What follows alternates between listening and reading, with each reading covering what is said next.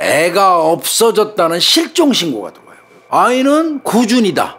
그 당시에 나이는 5살짜리 여자아이다. 애가 없어졌는데 20일 만에 신고했잖아. 이거 난리 났죠. 인근에 있는 저수지, 야산 이런데 그리고 CCTV도 정밀 수색을 다 했어요. 그런데 실패했습니다. 못 찾았어요. 할머니는 준이를 데리고 있으면 창피해서 주변에 말도 못한다고 이 부정적인 감정을 많이 표현을 했어요. 아버지 고씨, 아이의 실종에 대해서 거의 관심이 없어요. 이웃 주민이 준이를 마지막 본 게 7월 8일 반팔 입고 있는 애를 봤었다고 진술을 했어요. 그러면 준이를 확인할 수 있는 유일한 이웃이기도 해요. 그분이 또 진술한 내용이 중요한 게 있었어요.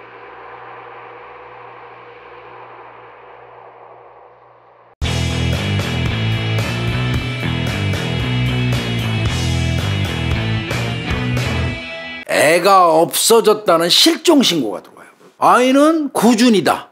그 당시에 나이는 5살짜리 여자아이다. 어떤 경위로 아이가 실종됐나요? 없어졌나요? 물어봤더니 애가 신고하기 20일 전, 그러면 2017년 11월 18일이 돼요. 낮 12시경에 집에 혼자 있다가 사라져버렸다. 신고한 사람은 누구냐? 전라북도 완주군에서 이 고준이 양의 아버지 36살, 그 다음에 이 아버지하고 동거하고 있는 사실혼 관계라고 봐야 되겠습니다. 이씨, 그 여자는 35이에요. 1살 차이예요. 요 둘이 신고를 한 거예요. 이제 이런 내용입니다. 그 당시에 이 고준이 양 같은 경우는 계모라고 해야 됩니까? 계모도 아니죠. 사실은 관계가 그 호적상으로는 같이 사는 아줌마죠. 그냥 하여튼 뭐 그 동거하는 아빠하고 동거하는 이 씨의 어머니 김 씨가 있어요. 그 여자는 전주에 있대요. 근데 우리 아이가 우리는 완주에서 살고 있는데 부부 자기네들 걔는 준이는 외할머니 집에 맺겠다. 걔들 말대로라면 외할머니 전주에 외할머니 집에 맺겠는데 없어졌다는 거예요. 쉽게 얘기해서. 그러면 할머니가 집을 비웠나요 그날? 그러게요. 왜 애가 이제 물어봤겠지 경찰이. 그랬더니 이 여자 얘기하는 거는 내가 남편 고씨하고 못 살겠다. 불화가 있어서 못 살겠다고 내가 엄마한테 전화를 했더니 엄마가 준이를 집에 놔두고 나한테 왔다 갔다. 그 사이에 애가 11월 18일 12시경에 사라져버렸다. 이거 난리 났죠. 어린애가 아예 20일 되도록 안 들어왔다면 이건 난리 난 겁니다. 길게 할 것도 없어요. 이거 경찰 총 투입해요. 형사만 100명 긴급 투입했어요. 일반 경찰관들 한 3,000명 정도. 경찰견까지. 이거는 뭐겠습니까? 그 인근에 있는 저수지, 야산 이런데 20일이 넘었으면 사실 5살 아이가 가가지고 잘못됐어요. 20일 동안 발견이 안 된다는 거는 사실은 심정적으로 사망으로 볼 수밖에 없는 거예요. 희망은 놓지 않지만 시신 찾으려고 하는 경우라고 볼 수밖에 없어요. 그리고 CCTV도 정밀 수색을 다 했어요. 그런데 실패했습니다. 못 찾았어요. 할 수 없이 신고하고 나서 일주일이 지난 12월 15일 날 공개 수사로 전환을 해서 전주시 전역에 실종 아동을 찾습니다 하는 포스터 같은 것도 게시하고요. 프랭카드도 걸어요. 그 다음에 고준이 양 사진하고 신상을 기재한 전단지를 만들어서 배포합니다. 키가 110cm, 몸무게는 한 20kg 정도. 특징으로 했던 게 사시, 그리고 윗니가 2개 없다. 애기니까. 요런 특징을 해가지고 전단지, 포스터, 프랭카드 걸어가지고 전주시 전역에다가 다 뿌립니다. 그 다음에 더 나아가서는 신고 포상금도 500만 원 걸어요. 그 다음에 언론에 협조하고 대대적으로 보도까지 합니다. 아이 찾으려고. 그럼에도 불구하고 일주일이 넘도록 제보도 없고요. 목격자도 없고 단서도 없어요. 수사 형사들이 고 씨하고 동거하고는 이 씨를 살펴보기 시작해요. 그 왜 그러냐면 애가 없었는데 20일 만에 신고했잖아. 수사 경찰들이 탐문을 했더니 부모 두 사람이 이 없어진 고준이에 대해서 부정적인 말을 주변에 많이 하고 다녔어요. 두 사람을 의심을 바짝 했어요, 경찰이. 그래서 일단 그 요구했던 게 거짓말 탐지기 조사예요. 일단 해보자. 20일 만에 신고한 것도 그렇고 당신네들 거짓말 탐지기 한번 해보자. 철저하게 거부합니다. 고준이 같은 경우는 아까 말씀드린 것처럼 전주시 덕진구에 있는 한 빌라에서 이 계모 이 씨의 어떻게 보면 양할머니지 뭐 김 씨. 그렇죠. 이 그 씨의 김 씨. 엄마. 예. 네. 여기에서 이제 살고 있다가 요때 왜 이 사람들이 그 사실혼 관계만 유지하고 결혼을 안 했냐면 준이의 친어머니하고 그 이혼 소송 중이었어요. 소송 중이기 때문에 네. 이 동거녀 형태에 있었던 거예요. 네네네. 그리고 그 즈음에 완주하고 요 전주 쪽에 이렇게 조금씩 떨어져 살았어요. 다툼이 좀 있었어 자기들끼리.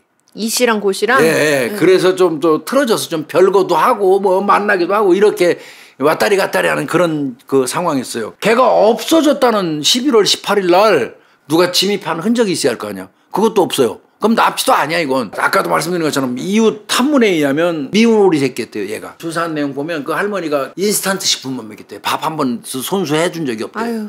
그리고 맨날 그런 거 던져놓고 자기는 외출하고. 준이는 어떤 애였냐. 임신 6개월 만에 태어났어요. 그래서 발달장애를 앓고 있어서 병원 치료가 필요했고 얘를 마지막으로 병원에 데려간 게 2016년 9월이에요. 수사회의 하잖아요. 네. 회의할 때마다 이구동성으로 어린애가 스스로 나갔다는 거 이거 말 안 된다. 이건 분명히 범죄하고 연관됐다. 이게 그 당시에 수사에 참여한 모든 형사들의 일치된 의견이었다고 그래요. 그 당시에 전북경찰청에 박주호 프로파일러도 거기 투입이 돼가지고 네. 계모 이 씨가 진술한 내용을 이제 분석을 했어요. 네. 실종 당일의 행적에 대해서 길게 자세히 묘사를 해요. 자기 행적. 준이의 실종 시점 경위는 너무 짧아. 그러니까 이건 문제 있다.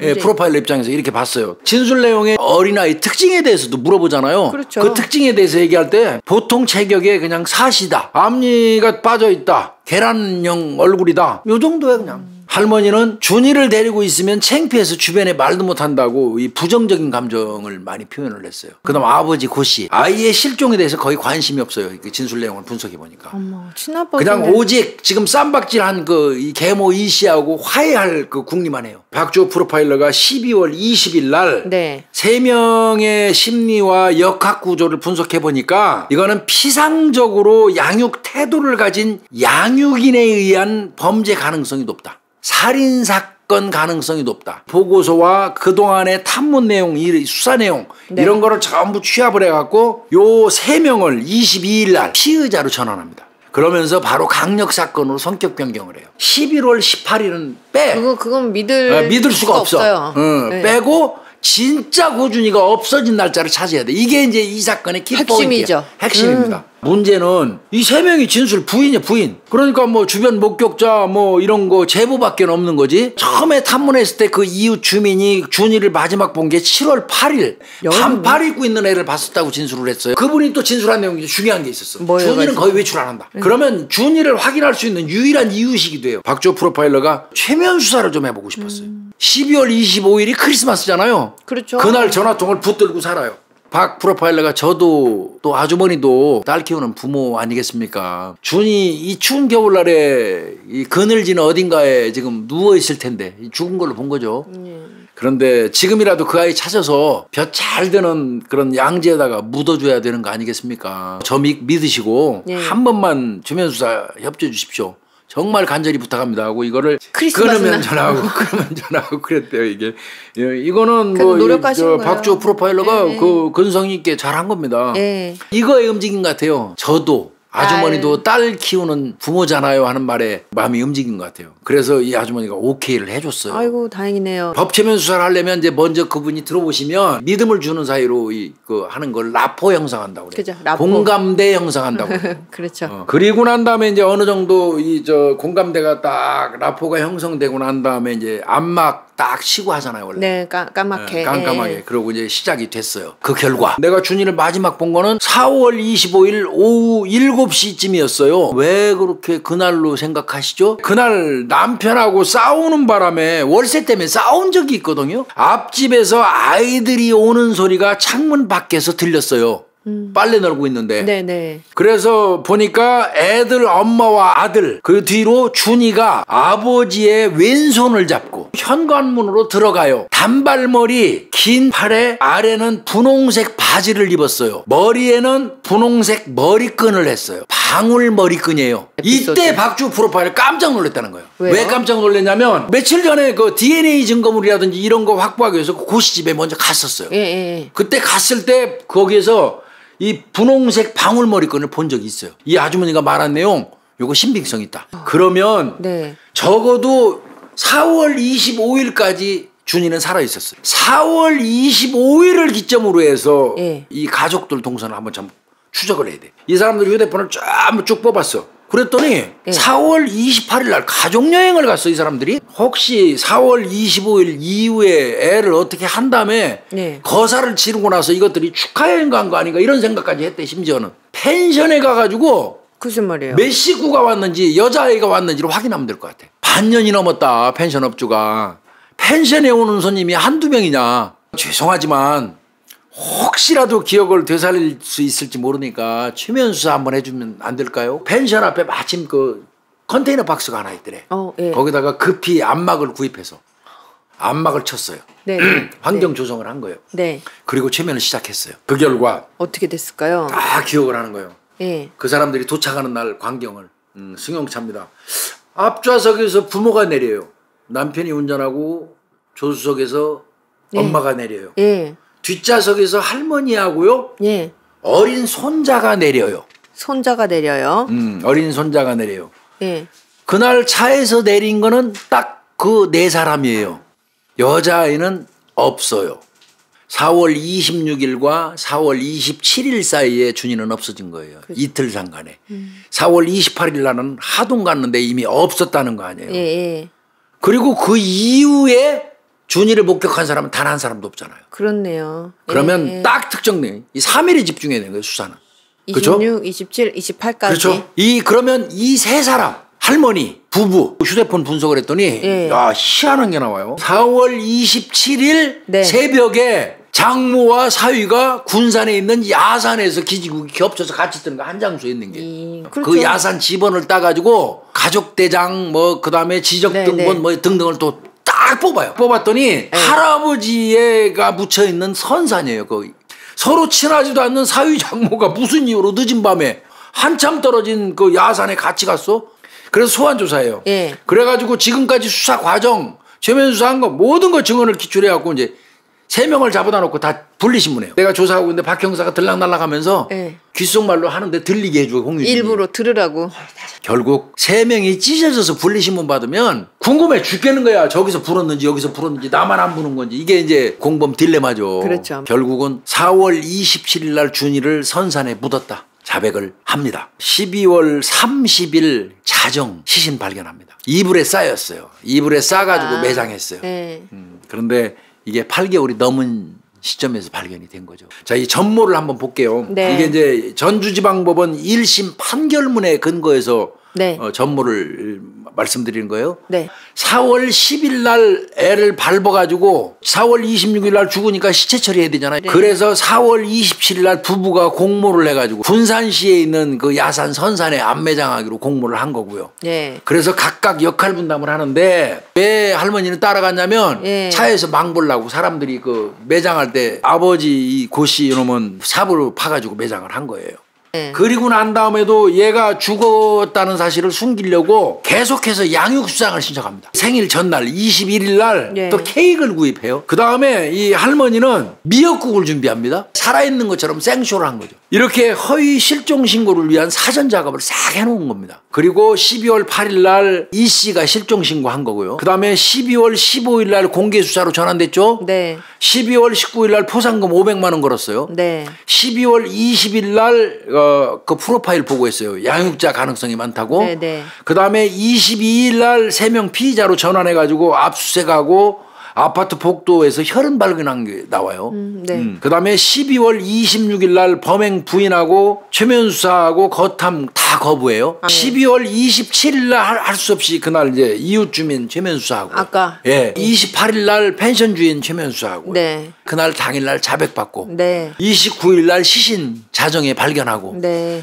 30일 날 구속영장 발부됐고요. 전주지방법원에서 아버지 20년, 계모는 10년, 할머니는 4년, 그리고 2019년 1월 8일 날 항소심입니다. 네. 광주고등법원에서도 원심 유지예요. 2019년 4월 25일 날 대법원에서 확정됐으니까 준이의 이 불행은 이 고씨 아버지하고 친엄마의 이혼 소송에서 시작된 거예요. 2017년 1월 달에 이 친엄마가 처음에는 준이를 데리고 있었어요. 이 고 씨가 댕기고 있던 그 전북 완주군에 있는 모 공장 경비실에다가 준이를 놓고 떠나버려요.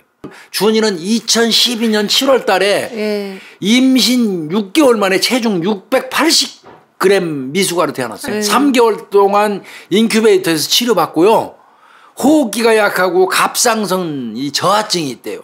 그래서 매일 약을 복용해요. 매주 병원에서 성장 및 언어 재활 치료를 받아야 되는 아이였어요. 종합적으로 아주 극히 허약한 체질. 그러니까 할 수 없이 준이 아버지가 집으로 데려올 수밖에 없겠지. 데리고 와서 지가 그때 동거하고 있었거든. 그 이때부터 애가 이제 귀찮은 거야. 이놈은 얼마나 보기 싫었으면 쇠자루 때리고 손바닥으로 애 이 팔뚝 같은 데 이런 데를 수시로 때렸다고 그래요. 그 바람에 준이 얘는 손톱도 빠지고 살점이 떨어지기도 했대요. 쇠자로 맞아가지고. 구체적으로 보면 김씨 집에 이제 준이가 거주하고 있는 걸로 위장하려고요. 애가 떨어뜨린 머리카락 장난감을 싹 모아가지고 김씨 집으로 갔단 말이에요. 그 다음에 아까 얘기한 것처럼 준이가 7월 22일 6개월짜리로 태어났잖아요. 네. 계모가 케이크를 구입해서 가지고 가. 그 할머니라는 김씨 그 여자 네. 미역국 끓여갖고 이웃에도 쫙 뿌려. 오늘이 우리 손녀 생일이야. 고가 요놈 새끼는 수시로 저 외할머니 김씨한테 저 문자 카톡을 수시로 보내. 어머니 준이 잘 지내죠? 마치 걱정하는 안부 것처럼. 전화를 수시로 이렇게 안매장을 한 후에 예. 그 후에도 거주지 관할 읍사무소에 가고 준이 양육비를 6월부터 12월까지 매달 10만 원 받았어요. 70만 원. 실종 신고 과정 좀 한번 보자고요. 네. 사실은 11월 18일 날 이 고가하고 이씨 이 둘이 싸웠어요. 그러니까 이씨 이 여자가 예. 애 데리고 7살이에요. 그 심군. 애 데리고 가출을 해버렸어요. 가출한 상태에서 지엄마 집에 준이가 있잖아. 네. 그걸로 옷을 보내버려. 그러니까 이놈이 생각하는 게 뭐냐면 뭐예요? 나 자살하겠다. 그러고 이제 그거 위협하는 거죠. 어떻게 보면. 이러니까 또 그건 또 싫었던 모양이지. 예. 그 이제 달랜 거야. 그때 이제 이것들이 모의한 게 어차피 안매장 했으니까 실종신고 이쯤에서 하자. 소름 끼치는 연기가 하나 더 있죠. 아까 말씀드린 건데 예. 경찰이 당연히 CCTV 분석할 거 아니야. 예. 그거 염두에 두고 애 찾아다니면서 막 허둥대는 거 있잖아. 예. 요거를 CCTV 앞에서 초절정 연기를 합니다. 결국 이거 국과수 소견은 좌우 갈비뼈가 3개 골절됐어요. 어린애. 국과수 부검 결과 명백히 나왔어요. 생존 시에 부러진 거다. 이거 1심 판결문을 다시 한번 좀 읽어드려야 될 것 같습니다. 네. 준이 양은 몸이 허약했지만 친엄마하고 살 때는 꾸준히 치료를 받아서 정상치에 가까웠다. 준이 양이 친아버지 고 씨에게 폭행을 당한 날 몸을 뒤로 구부리며 흐느끼고 숨을 쌕쌕거리는 등 극심한 고통을 호소했지만 아무런 치료를 받지 못한 채 죽음에 이르렀다. 고 씨는 실종 신고를 한 뒤 준이를 찾아달래며 혼절에 쓰러지는 모습까지 연출해. 그 다음에 동거녀 이 씨는 친자식인 심군에게는 각별한 애정을 드러냈다. 준이 양이 안매장 되던 날 이 씨는 심군에 소풍 도시락을 싸주는 상반된 태도를 보였다. 그럼에도 불구하고 1심은 초범인 점을 이 형량에 반영했다. 얘들은 재판정에서 뭐라고 진술했는지 계모에 대한 편견은 갖지 말아달라. 그러니까 김 씨하고 내 아이 심군 살 길만은 열어둬라. 하늘에서 내려다보고 있을 꿈에서도 잊지 못할 준이에게 사죄한다. 그러면서도 이것들 둘은 있잖아요. 준이 때린 거는 계모라고 얘기하고 계모는 지혜비라고 얘기하고 서로 떠밀면서 이것들이 다툽니다. 끝까지. 그러다 보니까 이제 친엄마는 송 씨인데 네. 이 사람과 관련된 그 여러 가지가 있었어요. 남편 그러니까 고 씨. 네. 예, 폭력적 성향이 있고 그렇기 때문에 준이가 학대받았을 가능성이 많다.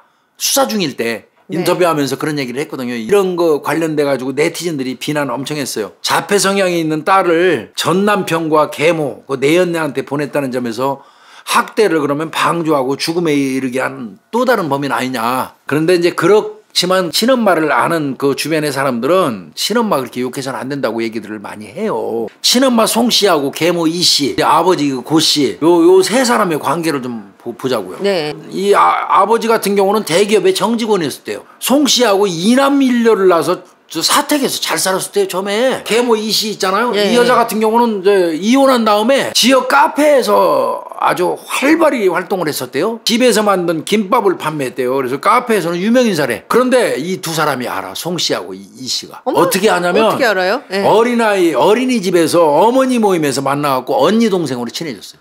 이 씨가 이 여자가 보니까 이 송 씨한테 얘기 들어봤더니 자기 남편이 대기업 정직원이야. 예. 괜찮거든. 결과적으로는 이 고가하고 이 씨가 불륜 관계를 맺게 됩니다. 그 바람에 이제 고 씨하고 송 씨가 이혼하게 되는 거야. 알고 봤더니 남편하고 내연 관계하고 있는 게 하필이면 이 씨 그녀냐. 이거 지역 카페, 봉동 카페 여기에 다 드러난 내용이에요. 2018년 1월 달에 최종 수사 결과를 검찰에서 발표하거든요. 이 사건.